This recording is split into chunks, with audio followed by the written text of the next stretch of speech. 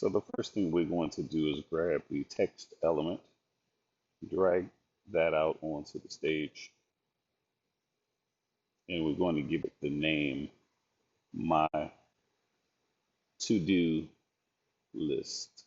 Do to-do list. Once we've done that, we're going to change the styling. So we're going to remove the default styling that Bubble has already given us by clicking remove style. Currently body copy, which is a predefined style, is what's selected. We're going to hit remove style, and that will give us a few options that we can work with. We want to center the text, and then we'll go with a font size of about 36. And we might as well bold it while we're here. And just like that, you've styled your text option. So what we're going to do now is click on the input item element from the menu on the left. We're going to name it to do, to-do.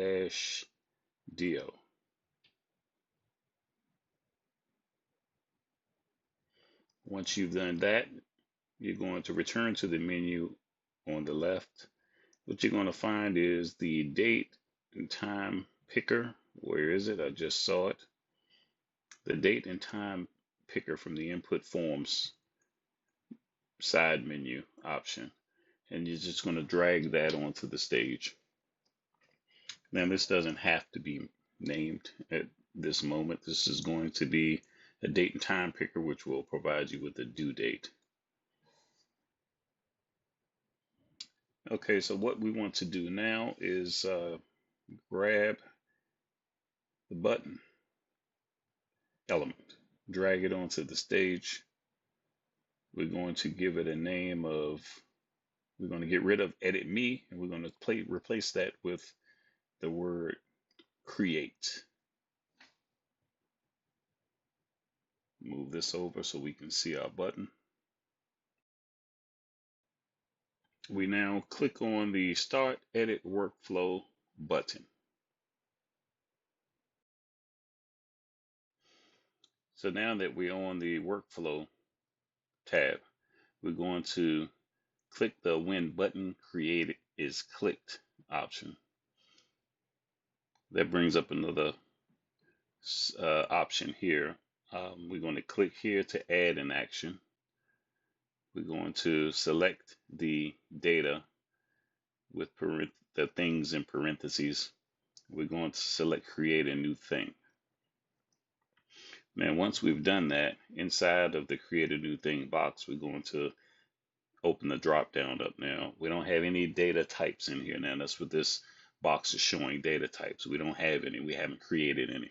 We're going to create our first one. So we're going to select the create a new type option. And what we're going to name it is to do. TODO. Hit enter. Now we have a data type of to do.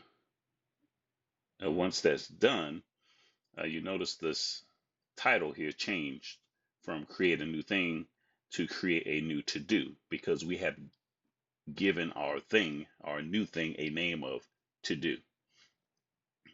Okay, now that that's done, we're going to add another field.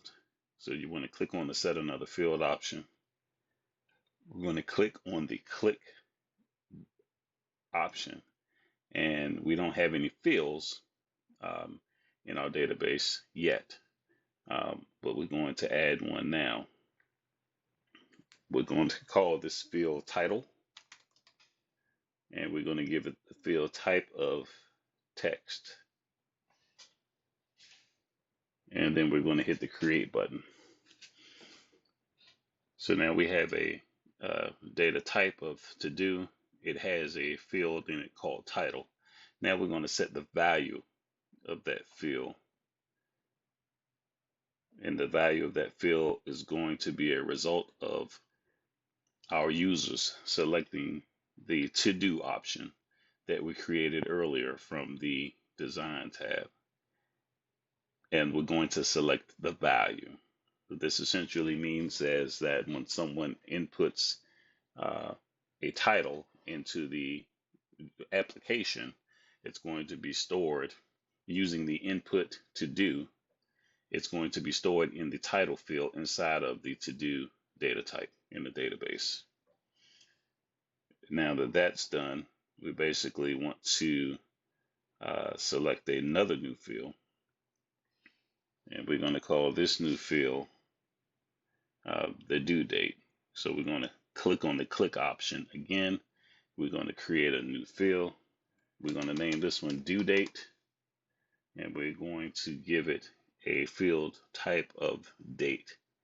And we're going to hit the create button. And if you haven't guessed already, the way we're going to set the value for the due date is by choosing the date time picker, which we selected earlier.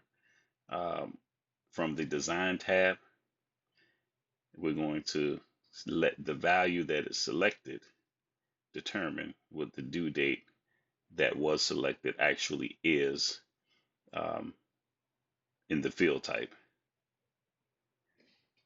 And we're going to actually add one more field.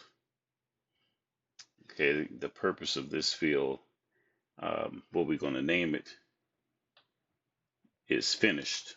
And its purpose is going to be to tell the application whether or not an activity or to-do list was actually an item on the to-do list was actually finished. And the field type for that will be either yes or no. And what we're going to do here, unlike these two options where we set the values based on what the user inputs on the front end of the application, what we're going to do here is there is no way, there's no field. There's no field that says yes or no at the moment. So what we're going to do is give this a default value of no. And then later on in this video, we're going to show you how the user will have the option in the interface of changing this value to yes when a to-do list item has actually been completed. Now that we've taken care of that, we're going to add one final action here while we're on the workflow tab. We're going to click here to add an action option. We're going to select element actions and then reset inputs. And essentially what that does is once a user on the front end of the application has entered information and clicked on the create button, after these actions have been executed, step one will move on to the application will then move on to step two, and step two basically will wipe all the information out of the form. So any title that you put in and any date that you put in will reset to empty values so that the next to do item can be added to the list. Okay, so now what we're going to do is we're going to return to the design tab and do some more work on the front end of the application. Our next step is to create the area that is actually going to show the items that are on the to-do list. Now we're going to grab the repeating group element and we're going to drag that out onto the stage. We want to take up most of the screen. As you can see here, indicated in red, the repeatable group bubble actually shows you with most of its elements what your width and height measurements are. In this case, this particular repeating group's height is 936 pixels and about 395 pixels tall. Um, so for this exercise, why don't we set the number of rows to 10, and we'll set the type of content to do. And if you remember earlier, we created a database thing known as to do. That is what you see here. As far as the data source field goes, Bubble uses this to tell the repeating group where to obtain the information. In this case, we're going to click on the click option and we're going to perform a search.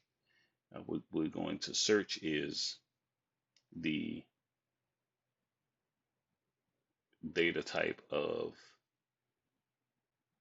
to do. Okay, this tells Bubble, okay, we want you to search in the to do data type to decide which information is actually going to be displayed in this repeating group. We're also going to add a constraint to it, meaning that uh, this will serve as a type of filter to control the information that actually gets displayed that exists in the to do type in the database.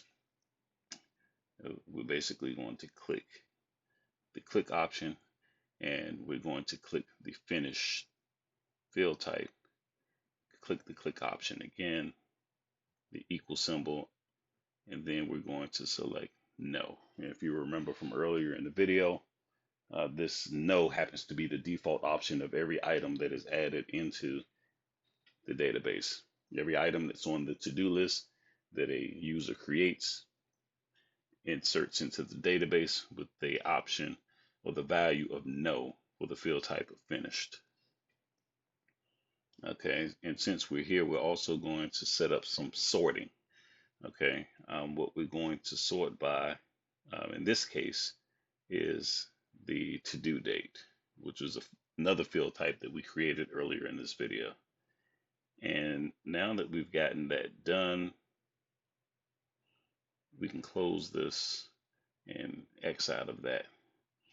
What we want to do now is help set the table or configure the table so that it knows what actual data to show. I am aware that we just gave instructions to the repeating group on where to obtain the data, but now we're going to control what data actually is shown. So to do that, we're going to grab the text element from the menu and we're going to basically drag onto the stage inside of the repeating group. And you know that I'm inside of the repeating group because the cell border turns red. That's how you know you're adding an element inside of the repeating group.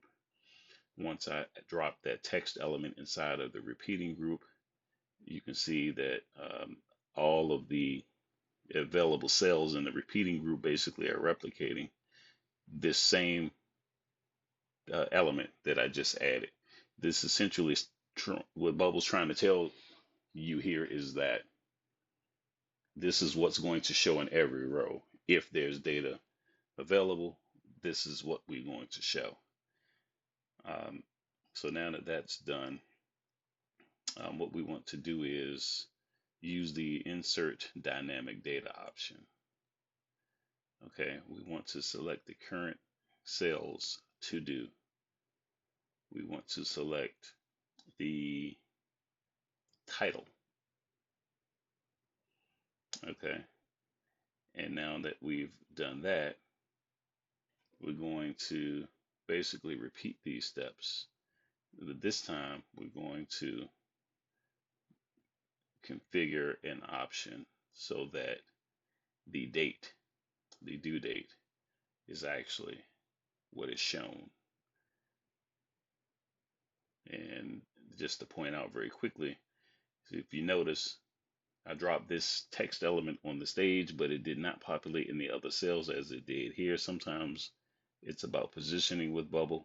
Sometimes you have to make the text item or the element a little larger or a little smaller to get it to show up the way that you want it to. And I am not having any. All right, there we go. Now that that's done, we're going to drag the button element onto the stage. And the purpose of this button element is going to be to tell Bubble, we're going to name it done.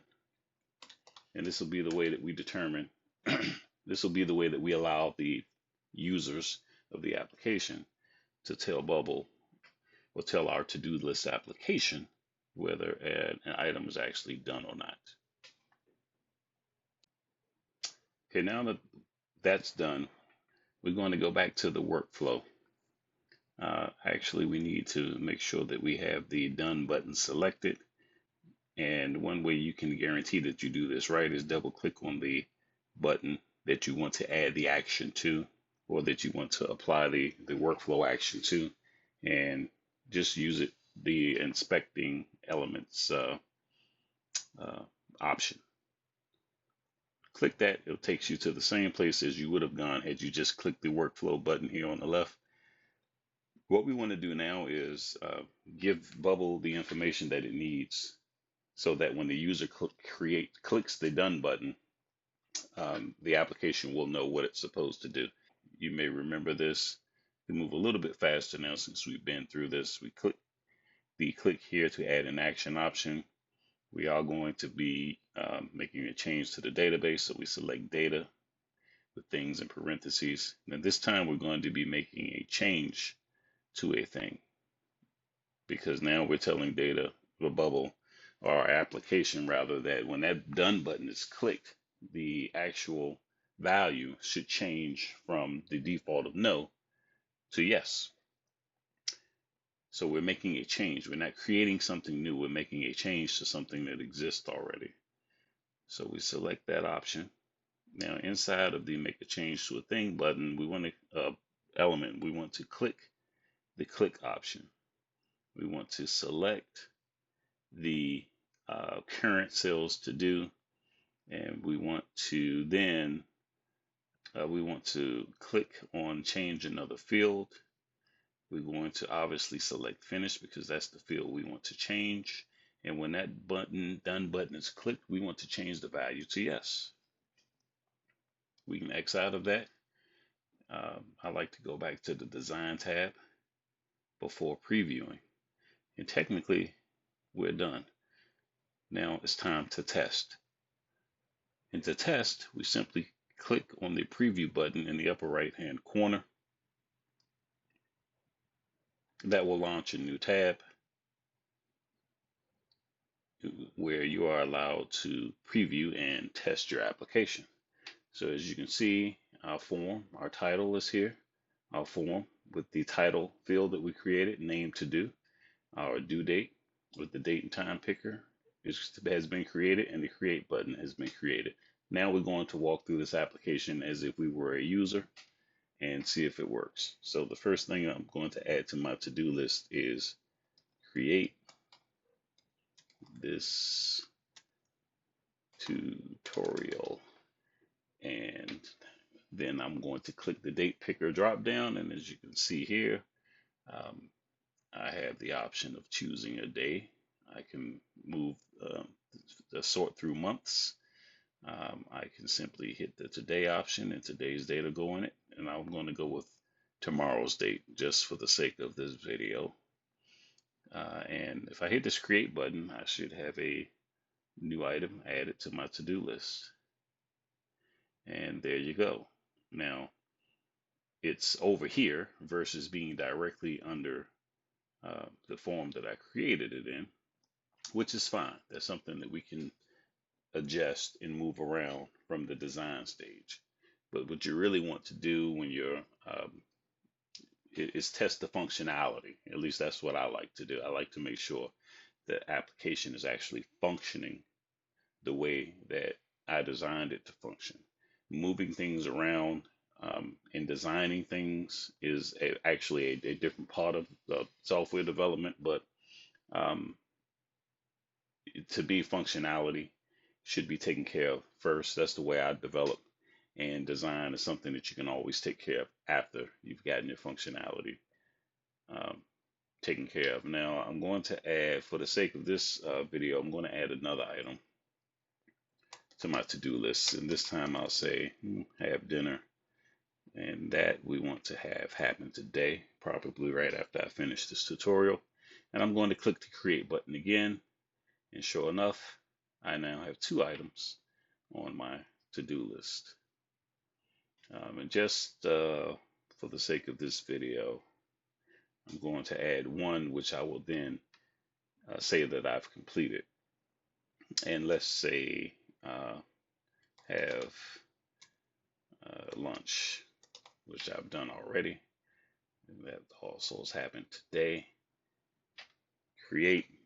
And now we have created 3 different items on our to-do list and given them all dates and times. I've had lunch already, so I'm going to click the done button. And when I do that, the status of this option, should change from finish to no to finished yes. If you remember earlier in the video, we set a default option so that every item that's shown in this table has a finished value of no.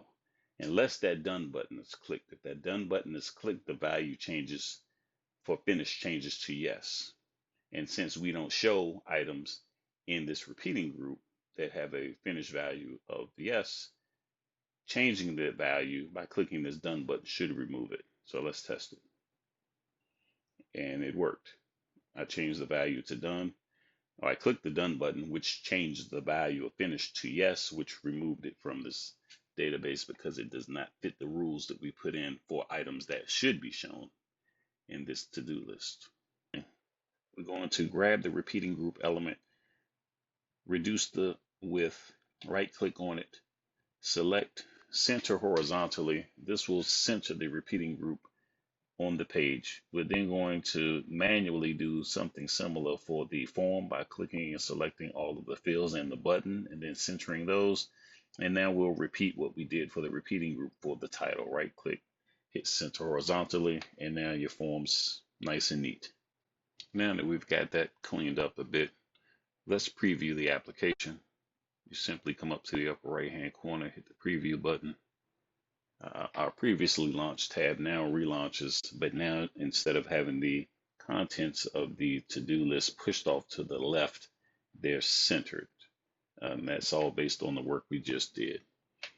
And that is pretty much it. You have a working, functional, basic to-do list. Very basic, but it works.